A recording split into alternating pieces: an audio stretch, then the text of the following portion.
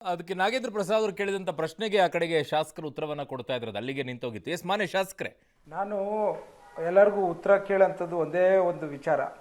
ಅಲ್ಲ ಅವ್ರು ಅವಾಗಲೇ ಕೇಳಿದ್ರು ಗೌರ್ಮೆಂಟ್ ಅಲ್ಲಿ ಅಷ್ಟೆಲ್ಲ ಮಾಡಿದ್ರೆ 50 ಸೀಟಿಗೆ ಯಾಕೆ ಬಂದ್ರಿ ಅಂತ ಕೇಳಿದ್ರು ಅವರು. ಬಹಳ ಇಂಪಾರ್ಟೆಂಟ್ ಪೋಸ್ಟ್ಗಳಲ್ಲಿ ಎಲ್ಲರೂ ಉತ್ತರ ಭಾರತದ ಆಫೀಸರ್ಸ್, ಅದರಲ್ಲೂ ಗುಜರಾತರು 4% IAS ಆಫೀಸರ್ಸ್ ಇದ್ದಾರೆ ಗುಜರಾತ್ ಇಂದ.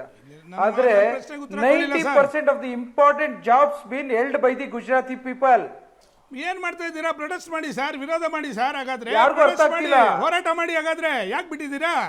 ಆ ರೀತಿ ಯಾರು ಕೇಳ್ತೀರಾ? ಪಾರ್ಲಿಮೆಂಟ್ ಅಲ್ಲೆಲ್ಲ ಆಚೆ ಕಳಿಸ್ತೀರಲ್ಲ. ಹಾಗಾದ್ರೆ ನೀವು ಹೋರಾಟ ಮಾಡಲ್ಲ ಅಂತ ಅರ್ಥ ಆಯ್ತು. ದೇಶದ ಬಗ್ಗೆ ನೀವು ಕಾಳಜಿ ಇಲ್ಲ, ನೀವು ಹೋರಾಟ ಮಾಡ್ತೀರಲ್ಲ. ಹಾಗಾದ್ರೆ ಹಂಗಂದ್ರೆ ನಿಮ್ ತಪ್ಪನ್ನು ಒಪ್ಕೊಳ್ಳಿ. ಹಾಗಾದ್ರೆ ನಾವು ಹೋರಾಟ ಮಾಡಕ್ಕಾಗಿಲ್ಲ, ಇಷ್ಟ ಬಂದ್ ಮಾಡ್ತಿದ್ದಾರೆ. ಪ್ರಜಾಪ್ರಭುತ್ವ ಇದೆಯಾ? ನೀವು 50 ಸೀಟ್ ಅಲ್ಲ ಸರ್, 45 ವರ್ಷಗಳ ದಕ್ಷಿಣ ಭಾರತದ ಜನರು ಬಹಳ ಸೂಕ್ಷ್ಮವಾಗಿ ಯೋಚನೆ ಮಾಡ್ತಾ ಇದ್ದಾರೆ. ಈ ಕಾರಣಕ್ಕೋಸ್ಕರನೇ ದಕ್ಷಿಣ ಭಾರತದ ಬಹಳ ಸೂಕ್ಷ್ಮವಾಗಿ ಆಲೋಚನೆ ಮಾಡ್ತಾ ಇದ್ದಾರೆ. ಅದಕ್ಕೆ ಹೊಡಿಬೇಕು. ಅದಕ್ಕೆ ರಾಷ್ಟ್ರೀಯ ಪಕ್ಷಗಳು ಬಿಟ್ಟು ಬನ್ನಿ. ಯಾರನ್ನು ಪ್ರೊಟೆಸ್ಟ್ ಮಾಡಬಾರ್ದು, ಯಾರು ಹೋರಾಟ ಮಾಡಬಾರ್ದು, ಒಬ್ರು ಧ್ವನಿ ಎತ್ತಬಾರ್ದು. ಯಾರು ಏನೇ ಮಾಡಿದ್ರು ಪಾರ್ಲಿಮೆಂಟ್ ಇಂದ ಡಿಸ್ಕ್ವಾಲಿಫಿಕೇಶನ್ ಮಾಡ್ತೀರಿ. ಯಾರ್ಯಾರ ಧ್ವನಿ ಎತ್ತಿದವರಿಗೆ ಇಡಿ CBI ಕಳಿಸ್ತೀರಿ. ಯಾರು ಜಾಸ್ತಿ ಮಾತಾಡಿದ್ರೆ ಪ್ರತಿಯೊಂದು ಏಜೆನ್ಸಿ ಇಟ್ಕೊಂಡಿದ್ದೀರಿ. ಮತ್ತೆ ಯಾರು ಇರ್ತಾರೆ? ತಪ್ಪು ಮಾಡಿದವರು ನೀವ್ಯಾಕೆ ಹೆದರ್ತೀರಾ? ಸಬ್ಜೆಕ್ಟ್ ಬೇರೆ ಹೋಗುತ್ತೆ.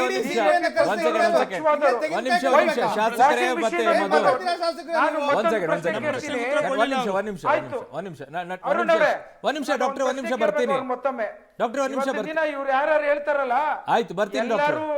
ಎಲ್ಲಾರು ಕರಪ್ಟೆಡ್ ಅಂತ. ಕರಪ್ಟೆಡ್ ಅವರು ಇವ್ರ ಪಾರ್ಟಿಗೆ ಸೇರೋದಕ್ಕೆ ವೈಟ್ ವಾಶ್ ಆಗ್ಬಿಡ್ತಾ? ಯಾರು ಹೇಳಿದ್ರೆ ವೈಟ್ ವಾಶ್ ಆಯ್ತು ಅಂತ? ನಿಮ್ಗೆ ಬಹುಶಃ ಗೊತ್ತೇ ಇಲ್ಲ. ಅವ್ರ ಮೇಲೆ ಕೇಸ್ ನಡೀತಿದೆ ರೀ.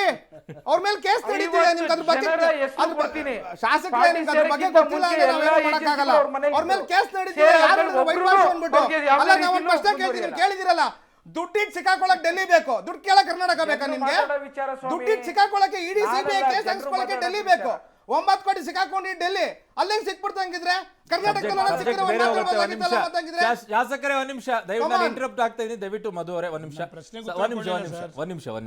ನಟರಾಜ್ ಗೌಡ್ರೆ, ಯಾವಾಗ್ಲಿಂದ ತುಂಬಾ ರೈತರ ಬಗ್ಗೆ ಎಲ್ಲ ಮಾತನಾಡ್ತಾ ಇದ್ರಿ ನಟರಾಜ್ ಗೌಡ್ರೆ ಅಲ್ವಾ? ರೈತರ ಬಗ್ಗೆ ಅವ್ರ ಬರ ಬಂದಿದೆ ಅದೆಲ್ಲ ಅಂತ ಹೇಳಿ ರಾಜ್ಯದಲ್ಲಿ 4,000 ರೂಪಾಯಿ ಕೊಡ್ಬೇಕಾಗಿದ್ದನ್ನ ಕೊಡಕ್ ನಿಲ್ಲಿಸ್ಬಿಟ್ಟಿದ್ದೀರಾ ರೈತರಿಗೆ.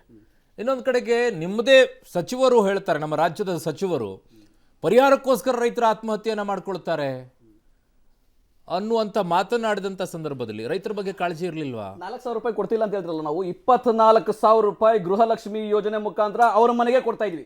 ಕಿಸಾನ್ ಸಮ್ಮಾನ್ ಯೋಜನೆ ಅಡಿ ಕೇಳಿ, ಈಗ ಕೇಂದ್ರ ಸರ್ಕಾರ ಇಟ್ಟಿರೋ ಹೆಸರು ಬೇಕಾಗಿ 4,000 ರೂಪಾಯಿ ಬೇಕಾಗಿಲ್ಲ ನಮಗೆ. ನಾವು 24,000 ಕೊಡ್ತಾ ಇದೀವಿ ಗೃಹಲಕ್ಷ್ಮಿ ಯೋಜನೆ ಹೆಸರಿನಲ್ಲಿ. ಒಂದು ಹೆಂಗೆ ಮಂತ್ಲಿ 2,000 ಅಲ್ವಾ? ಹಾಗಾದ್ರೆ 140 ಜನ ರೈತರು ಯಾಕೆ ಆತ್ಮಹತ್ಯೆ ಮಾಡ್ಕೊಂಡ್ರು? ಅಲ್ಲ, ರೈತರುಗಳು ಯಾಕೆ ಆತ್ಮಹತ್ಯೆ ಮಾಡ್ಕೊಂಡ್ರು? ಹಾಗಾದ್ರೆ ಕರ್ನಾಟಕದಲ್ಲಿ ರೈತರ ಬಗ್ಗೆ ಕೇವಲ ಮಾತಾಡೋ ತಪ್ಪಾಗ್ತದೆ. ಕುಟುಂಬಕ್ಕೆ 50,000 ರೈತರ ಬಗ್ಗೆ ಮಾತಾಡೋದು ತಪ್ಪಾಗ್ತದೆ. ಯಾಕೆ ರೈತರ ಆತ್ಮಹತ್ಯೆ ಕರ್ನಾಟಕ ಮಾಡ್ಕೊಂಡು ಇಷ್ಟೆಲ್ಲ ಕೊಟ್ಟಿದ್ರ? ಶಿವರಾಮ್ ಅವ್ರನ್ನ ಕೇಳಿ ಹೋಗ್ಬಿಟ್ಟು ಆದ್ರೆ ಕೇಂದ್ರ ಸರ್ಕಾರ, ನಾನು ನಿಮ್ಗೆ ಹೇಳಿದೆ, ಕೇಂದ್ರ ಸರ್ಕಾರ 14ನೇ ಹಣಕಾಸಿನ ಆಯೋಗದ 10,000 ಕೋಟಿ ಕೊಡ್ಲಿಲ್ಲ. 15ನೇ ಹಣಕಾಸಿನ ಆಯೋಗದ ಮಧ್ಯಂತರದ 5,495 ಕೋಟಿ ಕೊಡ್ಲಿಲ್ಲ. ಪೆರಿಫೆರಲ್ ರಿಂಗ್ ರೋಡ್ಗೆ 6,000 ಕೋಟಿ ಕೊಡ್ಲಿಲ್ಲ. ಎತ್ತಿನಹೊಳೆ ಯೋಜನೆ ಕೊಟ್ಟಿಲ್ಲ. ಮಹದಾಯಿ ಯೋಜನೆ ಕೊಟ್ಟಿಲ್ಲ. ಭದ್ರಾ ಮೇಲ್ದಂಡೆ ಯೋಜನೆಗೆ ಅವರೇ ಘೋಷಣೆ ಮಾಡಿದ 5,300 ಕೋಟಿ ಕೊಡ್ಲಿಲ್ಲ. ಸಬರ್ಬನ್ ರೈಲ್ಗೆ 1 ರೂಪಾಯಿ ಕೊಡ್ಲಿಲ್ಲ. ಯಾವ್ದಾದ್ರು ಒಂದು ಯೋಜನೆ ನಮ್ಮ ಹಣವನ್ನೇ ನಮ್ಮ ಹಣವನ್ನೇ ನೀವು ನಮಗೆ ಕೊಡ್ತಾ ಇಲ್ಲ. ನಮ್ಗೆ ಅನ್ಯಾಯ ಮಾಡ್ತಾ ಇದ್ದೀರಾ, ತುಳಿತಾ ಇದ್ದೀರಾ, ದಬ್ಬಾಳಿಕೆ ಮಾಡ್ತಾ ಇದ್ದೀರಾ, ತಾರತಮ್ಯ ಮಾಡ್ತಾ ಇದ್ದೀರಾ, ಅನ್ಯಾಯ ಮಾಡ್ತಾ ಇದ್ದೀರಾ ಅಂತ ನಾವು ಕೇಳುದು ಕೂಡ 26 ಸಂಸದರು ಸೈಲೆಂಟ್ ಆಗಿರ್ತಾರೆ. ಕೇಂದ್ರ ಸರ್ಕಾರ ಇಷ್ಟೊಂದು ಅನ್ಯಾಯ ಮಾಡೋದು ನಾವು ಸುಮ್ಮನಿರ್ಬೇಕಾ?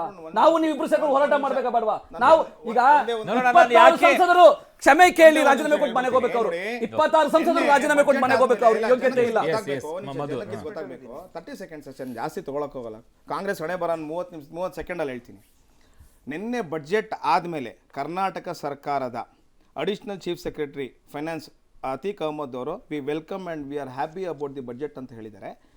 ಪ್ರೊಜೆಕ್ಟೆಡ್ ಅಮೌಂಟ್ ಇದ್ದಿದ್ದು 41,483 ಕೋಟಿ.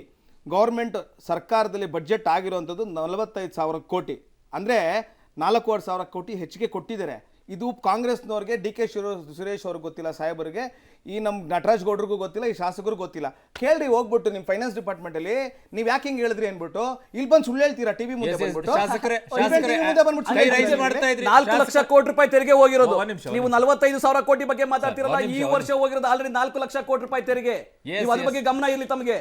ಗೌಡ್ರೆ ಅವಾಗ್ಲೂ ನಾನು ಹೇಳಿದೆ, ಒಂದ್ ನಿಮಿಷ ಮಧುವರೆ, ಒಂದ್ ನಿಮಿಷ ಗೌಡ್ರೆ, ಅವಾಗ್ಲೂ ನಾನು ಹೇಳಿದೆ ಎಕ್ಸಾಂಪಲ್, ಬೆಂಗಳೂರಿನಲ್ಲಿ ಆಗುವಂತ 70% ರೆವಿನ್ಯೂ ಹೋಗ್ಬಿಟ್ಟು ಬೇರೆ ಕಡೆ ಕೊಡಕ್ಕಾಗತ್ತಾ? ಹಂಗ್ ಮಾತಾಡಕ್ ಆಗಲ್ಲ. ಎಸ್ ಡಾಕ್ಟ್ರೆ, ಈಗ ನಂದು ಒಂದೇ ಪ್ರಶ್ನೆ, ಉತ್ತರನೇ ಕೊಡ್ತೀವಿ. ಇವತ್ತು ನಮ್ಮ ಸರ್ಕಾರದಿಂದ ಅವರು ದುಡ್ಡು ತೆಗೆದುಕೊಂಡು ಹೋಗ್ತಾ ಇದ್ದಾರೆ. ಟ್ಯಾಕ್ಸ್, ಡೈರೆಕ್ಟ್ ಟ್ಯಾಕ್ಸ್ ಮತ್ತೆ GST ಇದೆಲ್ಲ ಹೋಗುತ್ತೆ, ಅದನ್ನು ಬೇರೆ ಬೇರೆ ಸ್ಟೇಟ್ದವ್ರು ಹೋಗುತ್ತೆ. 10 ವರ್ಷದಿಂದ ಯಾವ ಸ್ಟೇಟ್ಗೆ ಎಷ್ಟೆಷ್ಟು ಕೊಟ್ಟರು ಅಂತ ವೈಟ್ ಪೇಪರ್ ಮಾಡಲಿ, ಅವ್ರಿಗೆ ಗೊತ್ತಾಗುತ್ತೆ. ಎದುರುಗಡೆನೆ ಯಾವ ರೀತಿ ತಾರತಮ್ಯನ ಕರ್ನಾಟಕ ರಾಜ್ಯಕ್ಕೆ ಮಾಡ್ತಾ ಇದ್ದಾರೆ, ಅಸಮತೋಲನದ ಧೋರಣೆನ ಅಂತ ಗೊತ್ತಾಗುತ್ತೆ. ಅದನ್ನ ನೀವು ಕೇಳಿ ರಾಜಕೀಯವಾಗಿ. ಒಂದ್ ನಿಮಿಷ ಮಧುವರೆ, ನನಗೆ ಈ ಪ್ರಶ್ನೆ ಎತ್ತಿದಕ್ಕೆ ಒಂದು ಪ್ರಶ್ನೆ ಕಾಡ್ತಾ ಇದೆ ಮನೆ ಶಾಸಕರೇ. ಬಿಜೆಪಿ ಸರ್ಕಾರದ ರಾಜಕೀಯಕ್ಕೋಸ್ಕರ ಸರ್ಕಾರವನ್ನ ಡಾಕ್ಟ್ರೆ, ಈ ಪ್ರಶ್ನೆ ಎತ್ತಿದಕ್ಕೆ ನನಗೊಂದು ಪ್ರಶ್ನೆ ಕಾಡ್ತಾ ಇದೆ. ಕುಣಿಗಲಲ್ಲಿ ರೆವಿನ್ಯೂ ಎಷ್ಟು ಬರುತ್ತೆ ಸರ್? ಕುಣಿಗಲ್ಲಿನ ರೆವಿನ್ಯೂ ವಿಚಾರದಲ್ಲಿ IT ಅವರು ನೀವು ಇನ್ಕಮ್ ಟ್ಯಾಕ್ಸ್ ಹೇಳ್ತಾ ಇದ್ದೀರಾ ಇಲ್ಲ ಟೋಟಲ್ ರೆವಿನ್ಯೂ ರಾಜ್ಯದ ಬಜೆಟ್ಗೆ ಕೊಡುಗೆ ಏನು ಅಂತ ಕೇಳ್ತಾ ಇದ್ದೀನಿ. ರಾಜ್ಯದ ಬಜೆಟ್ಗೆ ಕೊಡುಗೆ ಏನು ಅಂತ ಕೇಳ್ತಾ ಇದ್ದೀನಿ. ರಾಜ್ಯದ ಬಜೆಟಿನ ಕೊಡುಗೆಯ ಕುಣಿಗಲ್ ತಾಲೂಕಿನ ವಿಚಾರದಲ್ಲಿ ತುಮಕೂರು ಡಿಸ್ಟ್ರಿಕ್ಟ್ ಬಗ್ಗೆ ಹೇಳಬಲ್ಲೆ. ತುಮಕೂರು ಡಿಸ್ಟ್ರಿಕ್ಟ್ 7% ಆಫ್ ದಿ ಏನು ರಾಜ್ಯಕ್ಕೆ ಕೊಡುಗೆ ಇದೆ, 7% ತಗೊಳುತ್ತೆ. ಅಷ್ಟೇ ಕೊಟ್ಬಿಡ್ಬೇಕು, ಅಷ್ಟೇ ಹಂಚ್ಬಿಡ್ಬೇಕಲ್ಲ. ಆಯಾ ಜಿಲ್ಲೆಗಳು ಎಷ್ಟೆಷ್ಟು ರೆವಿನ್ಯೂ ಕೊಡ್ತಾವ ಅಷ್ಟಷ್ಟು ಹಂಚ್ಬಿಟ್ರೆ ಒಳ್ಳೇದಲ್ವಾ ಸರ್? ಹೌದು, ಬೆಸ್ಟ್ ಅಲ್ವಾ ಅದು? ಸೊ ಗುಡ್ ಅಲ್ವಾ? ಮೈ ಡಿಯರ್ ಫ್ರೆಂಡ್, ನಾನು ಇಷ್ಟೇ ಸಿಂಪಲ್ ಆಗಿ ನಿಮ್ಗೆ ಹೇಳ್ತಾ ಇರೋದು. ಅಲ್ಲ, ನಾನು ಸಿಂಪಲ್ ಆಗಿ ಕೇಳ್ತಾ ಇದ್ದೀನಿ ಸರ್. ನಮ್ಮ ರಾಜ್ಯದಲ್ಲಿರುವಂತ ಜಿಲ್ಲೆಗಳು ದೇಶಕ್ಕೆ ಹೋಗಬೇಡ. ನನ್ನ ಈಗಾದ್ರೂ ಹೊಸ ಬಜೆಟ್ ಇದೆ, ಅವರಂತೂ ಬಜೆಟ್ ಮಂಡಿಸಿ ಆಗ್ಬಿಟ್ಟಿದೆ ಕೇಂದ್ರದಲ್ಲಿ. ರಾಜ್ಯದಲ್ಲಿ ಬಜೆಟ್ ಮಂಡಿಸ್ತಾ ಇದ್ದಾರೆ. ಆಯಾ ಜಿಲ್ಲೆಗಳ ರೆವಿನ್ಯೂ ಎಷ್ಟು ಬರ್ತಾ ಇದೆ, ಆಯಾ ರೆವಿನ್ಯೂಗಳನ್ನ ಆಯಾ ಜಿಲ್ಲೆಗಳಿಗೆ ಸಮಸ್ಯೆನೇ ಇಲ್ವಲ್ಲ ನಿಮ್ಮಲ್ಲಿ? ಕೇಂದ್ರ ಸರ್ಕಾರದಲ್ಲಿ ಅನೇಕ ಸಂದರ್ಭಗಳಲ್ಲಿ ಕರ್ನಾಟಕ ರಾಜ್ಯದಲ್ಲಿ ಪ್ರತ್ಯೇಕ ರಾಜ್ಯ ಕೂಗು ಕೇಳಿಸ್ಕೊಂಡಿದ್ದೀವಿ ಉತ್ತರ ಕರ್ನಾಟಕದ ಕಡೆಯಿಂದ. ಕಾರಣ ರಾಜ್ಯದಲ್ಲಿ ಉತ್ತರ ಕರ್ನಾಟಕ ಅಭಿವೃದ್ಧಿ ಆಗ್ತಾ ಇಲ್ಲ ಅಂತಕ್ಕಂಥ ಮಾತನ್ನ.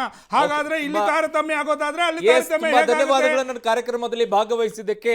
ಕೇಳ್ತಾ ಇರುವಂತಹ ನ್ಯಾಯಯುತವಾಗಿ ಇಷ್ಟು ದುಡ್ಡು ಬರಬೇಕು ಅಂತ ಕೇಳೋದಕ್ಕೆ ಪ್ರತಿಭಟನೆ ಮೂಲಕವಾಗಿ ಕೇಳೋಣ. We will welcome. ಬಟ್ ಪ್ರತ್ಯೇಕ ರಾಷ್ಟ್ರ